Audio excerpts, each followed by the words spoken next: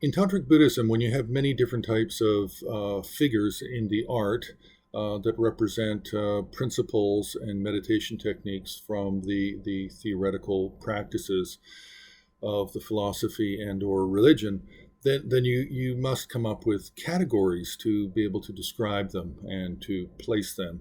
And this is done as much for general knowledge and theory, as well as just keeping track of them. There's just too many deities. So you have to have systems in order to place them. So meditational deity is a very broad term, but we also have a number of other large categories. And one of those categories is power deities. Power deities are deities that are used to bring about a sense of control, of control in one's life, control over the internal and external factors of one's life. And power deities is not just a classification of meditational deity, but it belongs within the very fundamental structure of tantric theory, where you have the four activities. Now, the four main activities within tantric theory are peaceful, increasing, powerful, and wrathful.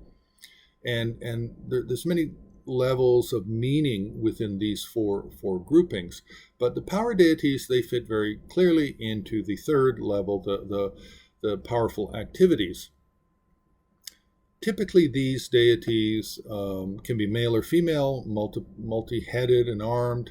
One characteristic that they often have is that they're red in color. So, red deities.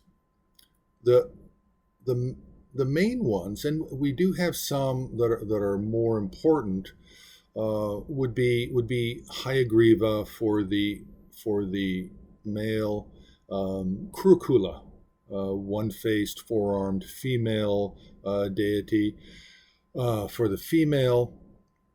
But red deities really fit more properly into the theoretical for foundational activities, and with all of the major tantric deities of the fourth level of tantra, all of those can have their own red forms that represent power, as well as white for peaceful, yellow for increasing, and blue-black for the wrathful. So it fits very neatly into this tantric theory. So there's many different forms of the red. Manjushri has red forms. Avalokiteshvara, Tara, a very famous form of a red Tara. One face, two-armed.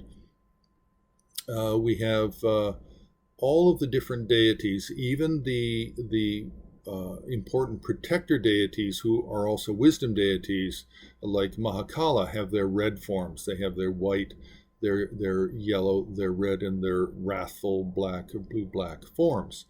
So, as a general rule, if you look at images in Himalayan art, and you see a figure and the figure is red, then it is fairly safe to think that, maybe that figure has something to do with power. So that's power deities.